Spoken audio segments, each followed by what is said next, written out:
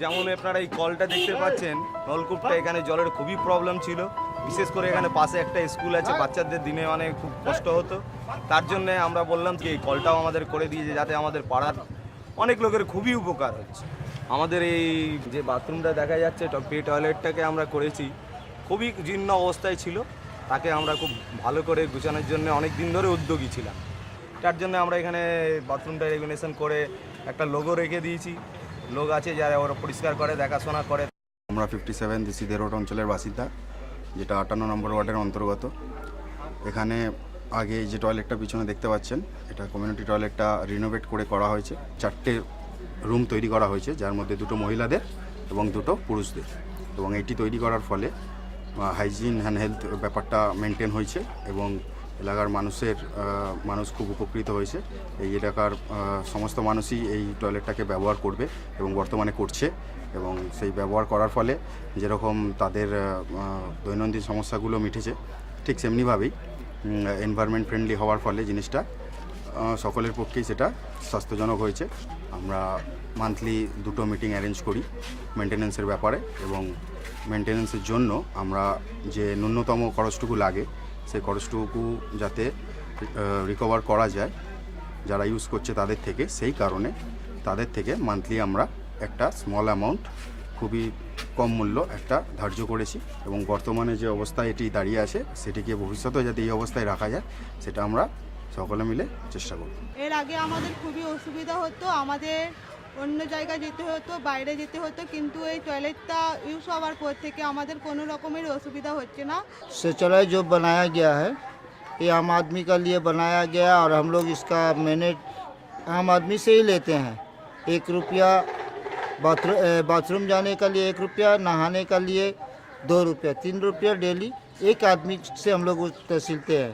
इसमें हमारा मैनेज आता है सफाई करने का लिए जो 800 रुपया महीना, मीटर भाड़ा प्लस जो ड्यूटी करता है उसको, আর 30 रुपया हम लोग कॉर्पोरेशन को देते हैं। আগে একটা ছিল, এখন আরও 4টে হয়েছে।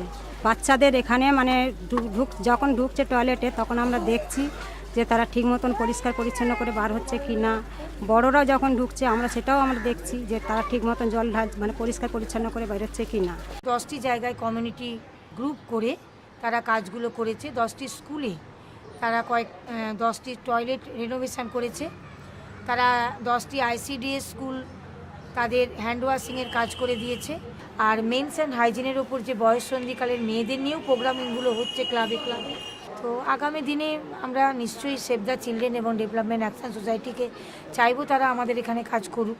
আমরা এখন হাত ধোয়ার 6টা ধাপ দেখাবো।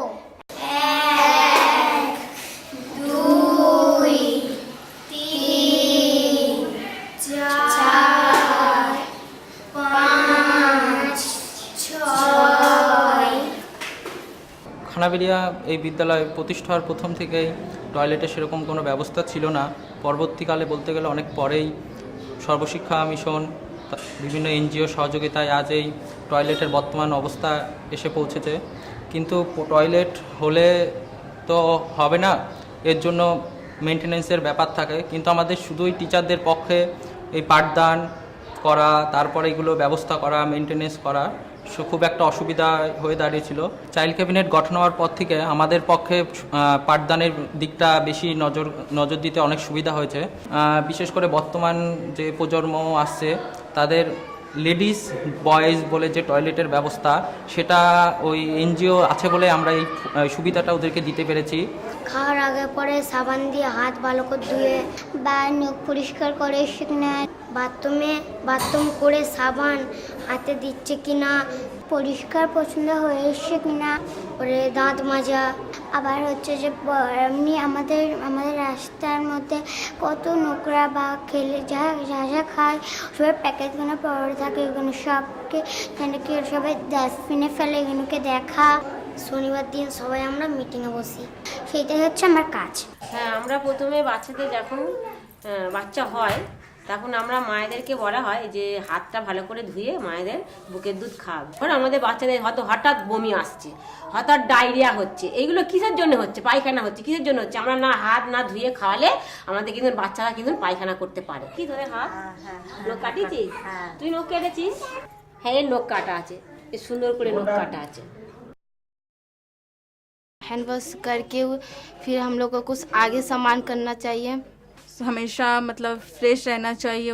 আমাদেরকে কাপড় রোজ কাচতে চাই। দিদিরা বলেছিল সবুজ জিনিস খেতে, কি বলে সবুজ পালং শাক, ভেন্ডি, पाती नींबू, काचा लौंगा। जो फेस के जो यूज़ करते हैं कपड़े या फिर कोई, तो उसे अच्छे से साफ करना चाहिए। বেশি করে জল খাবে, হাত পা পরিষ্কার রাখবে, নিজে পরিষ্কার থাকবে। सेव द चिल्ड्रन दास से हम लोग बहुत चीज़ सीखे हैं जो पहले जानकारी नहीं भी था। वहाँ पे हम लोग 6 महीने से जाके बहुत कुछ जानकारी भी मिला है हम लोग को। मिलके हम लोग बातें करते हैं और इनके बारे में दूसरे को समझाते हैं। আমরা সবাই সেভ দ্য চিলড্রেন আর দাসের কাছ থেকে শিখেছি পরিষ্কার থাকবো, সুস্থ থাকবো।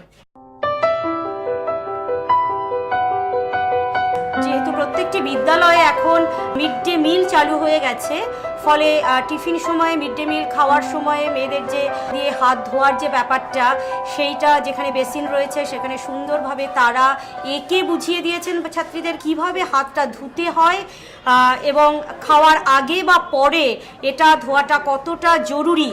ছাত্রীদের এই বিদ্যালয়ের যে টয়লেটটা ছিল সেটা সম্পূর্ণভাবে রেনোভেশন করা হয়েছে এবং যাতে করে ছাত্রীরা আজকে ভীষণভাবে উপকৃত হয়েছে। বিশেষ করে হেলথ অ্যান্ড হাইজিন যে ব্যাপারটা, স্যানিটেশন যে ব্যাপারটা, আমাদের বিদ্যালয়ে ট্রেনিং দিয়েছেন বাচ্চাদেরকে, ছাত্রীদেরকে, এবং একটা গ্রুপ, পিয়ার গ্রুপ ফর্ম করা হয়েছে।